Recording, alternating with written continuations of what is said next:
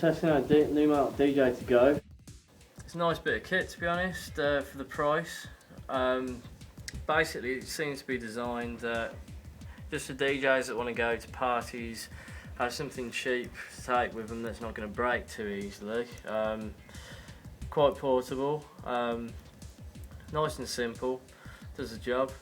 I think they retail at about 50, something like that. It's got a few basic features. Obviously you've got your selector here where you can choose all the different tracks on the screen. As you can see, I'm in my tracks now. I can choose any one of these. So, best way to do it though really, so if I'm on deck A, you basically click down on the left side of the mouse and I can just drag any track, as you can see, straight into there. It loads up the waveform, and so we go. You can use the mouse or you can use this. Personally, it doesn't really matter. You can use one or the other. So I'll load track 2. One problem I've noticed with these is the buttons do stick a little bit. If I want to go to the next deck, it's a little bit of a pain. If I press that about 3 times to load track 2, then if you saw. But that's okay. I mean, that's easily avoided because you can use the mouse.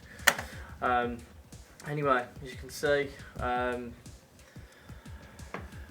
back to the controller. We've got our pitch faders, same as you have on normal decks, which, as you can see, it controls the software on the screen, which is set up exactly like the DJ2Go, just so you don't get confused. Got a play button, Q button, which is, as you can see, slightly responsive.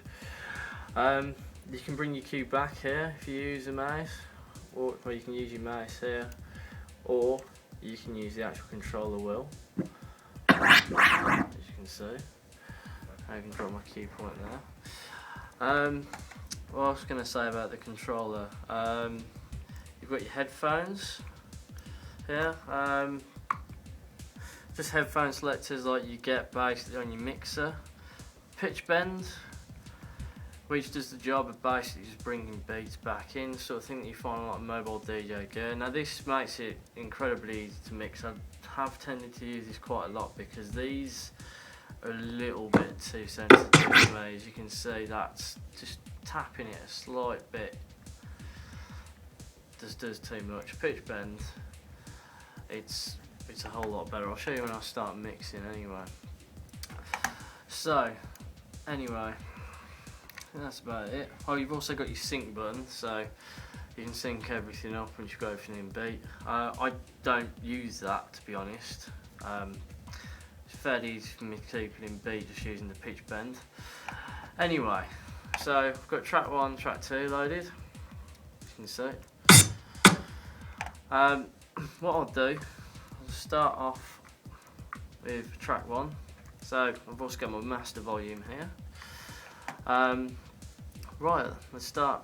Let's say 155, so we're playing hard energy. Right, as you can see on the screen, you can change the colour of the LCDs if you want. Doesn't really make that much of a difference to me, it's just a matter of preference. You can change your view here on the waveforms, as you can see. Which is nice, so these are your peaks here, which are your beats. Bottom beats, top beats, all you do is line them up, so if you're not a proper DJ or you've never DJed before, it's fairly simple. Same again, another view. Here, zooms in and out, as you can see. Zooming in and out the waveforms. Again, matter of preference, as long as you can see where things are dropping, doesn't really matter. Right.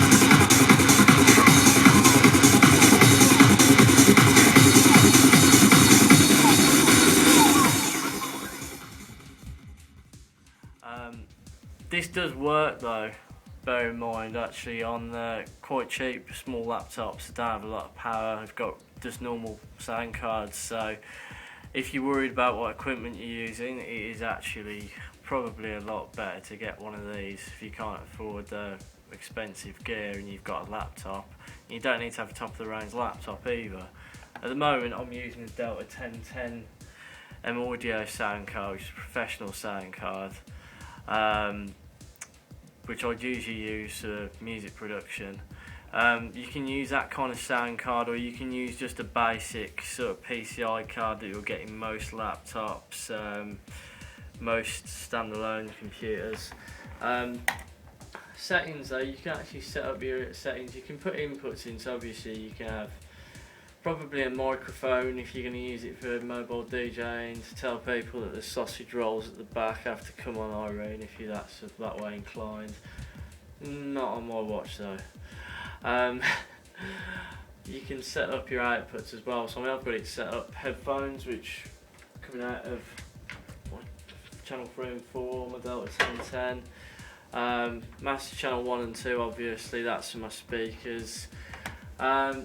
You can select your sound card here, and they do have quite a lot of options. You have mono separated, which that is basically just straight to speakers out of a laptop.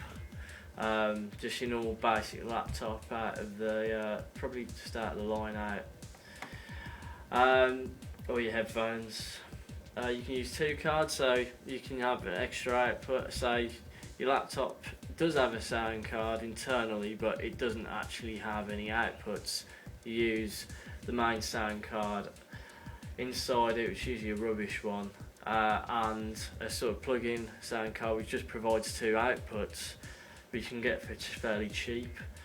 That is a good option for people, on the cheap anyway, and it's good that Numark have thrown this in.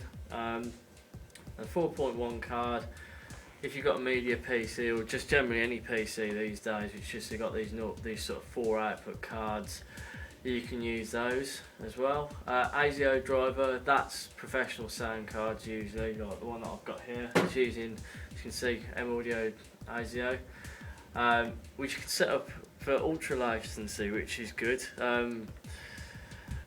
Always handy. I mean, it's surprising that you do have an option like that on it. It's good. Just press apply settings, that's it. Advanced options doesn't work on here because it's just virtual DJ LE. You can upgrade to Pro. What Pro's got on it I don't know, but it's probably not quite as basic as this. As you can see, anyone else has explained, this is basically the Numark DJ2Go controller with a bit of virtual DJ slapped on top of it by the looks of it. That's pretty much it, to be honest. It's a nice simple bit of kit. If you were going to buy it and you just wanted to go and DJ at a party, but you don't want to wreck your $2 grand CDJs, I could probably fit this in my combat's pocket if I wanted to. I mean, it's semi-sturdy, it doesn't seem to break. Please don't break while I'm doing this. Yeah,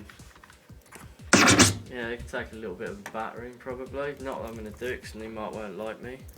That's pretty much it, to be honest. Nice basic controller. It's just a MIDI controller at the end of the day, and it does the job.